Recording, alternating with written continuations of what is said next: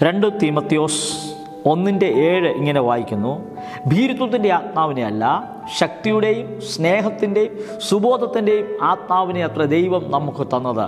ഇവിടെ പറയാം, ഭീരുത്വത്തിൻ്റെ ആത്മാവിനെ അല്ല.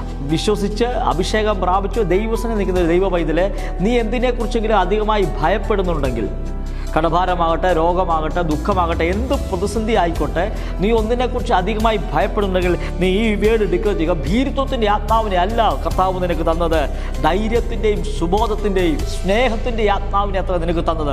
പറ, ആ വിഷയത്തെ നോക്കി പറ, എന്നിൽ വ്യാപരിക്കുന്ന ആത്മാവ് അത് ധൈര്യത്തിൻ്റെ ആത്മാവ്, ഭീരുത്വത്തിൻ്റെ ആത്മാവല്ല.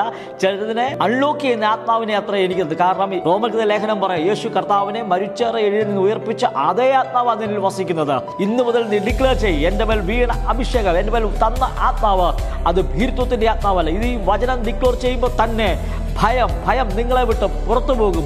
Thank you. God bless you.